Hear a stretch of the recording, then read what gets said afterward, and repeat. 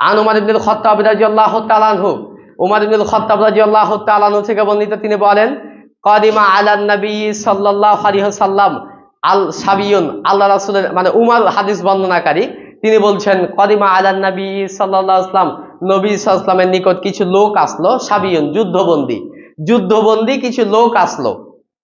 ফাইজা আমরাআতিন ফিস সাবিই, যে যুদ্ধবন্দী লোকের মধ্যে একটা স্ত্রী লোক ছিল। মানে সাহাবীরা যুদ্ধ করেছে, যুদ্ধ করে মানে জয়লাভ করেছে, জয়লাভ করার পরে আল্লাহ রাসূলের কাছে এসেছে।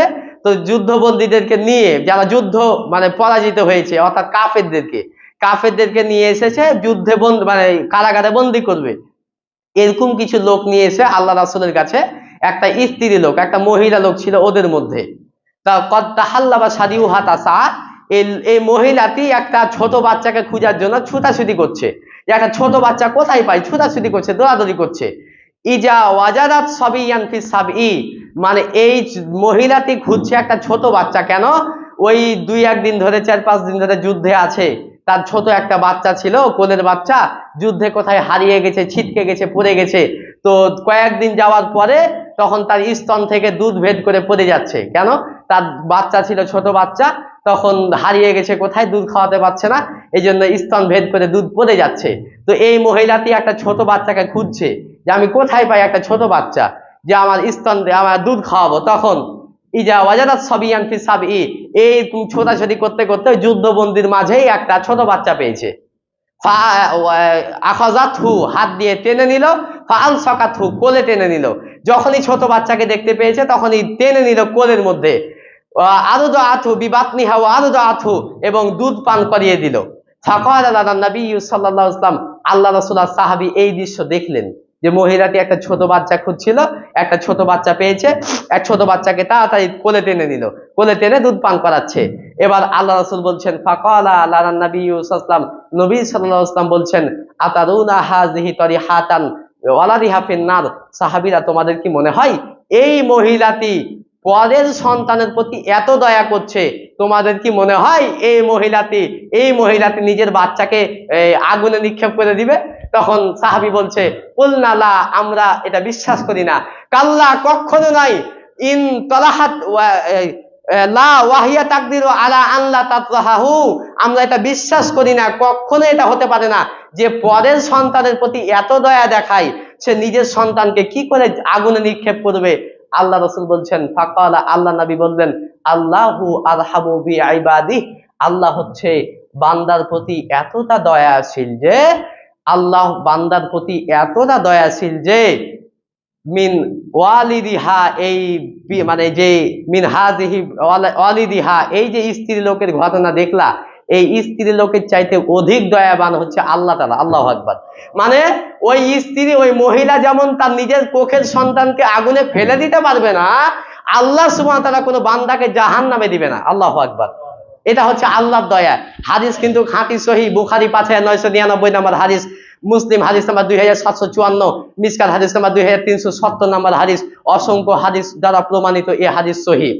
তাহলে ওই স্ত্রী লোক মহিলা যেমন জাহান্নামে, তার আগুনে যেমন তার বাচ্চাকে ফেলে দিবে না, আল্লাহ সুবহানাহু ওয়া তাআলা তেমন তার বান্দাকে জাহান্নামে দিবে না। আল্লাহু আকবার। আপনার আমার কৃতকর্মের কারণে আমি জাহান্নামে যাব। শেষ হাদিস আপনাকে বলে আল্লাহর দয়ার ব্যাপারে আপনার জীবনকে পরিবর্তন করে দিবে এই হাদিস। আবু হুরায়রা রাদিয়াল্লাহু তাআলা থেকে বর্ণিত, তিনি বলেন, রাসূল সাল্লাল্লাহু আলাইহি ওয়াসাল্লাম বলেছেন, ইন্না লিল্লাহি মিআন রাহমাতিন, আল্লাহর নিকট রয়েছে 100টি দয়া।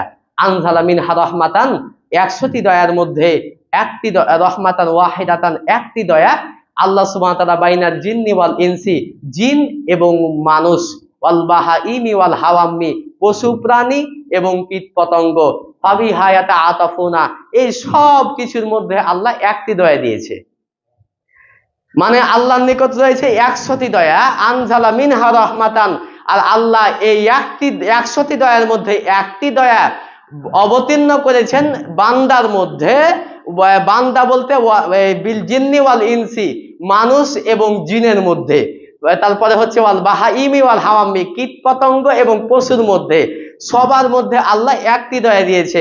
ফাবিহা ইয়াতাআতাফুনা, এর দ্বারা একে অন্যকে দয়া করে। অবিহা ইয়াতারাহামুনা, এর দ্বারা একে অন্যকে মায়া করে। মানে এই হাদিসের অংশটা আপনাকে বুঝিয়ে বলি। আল্লাহর নিকট মোট রয়েছে 100টি দয়া।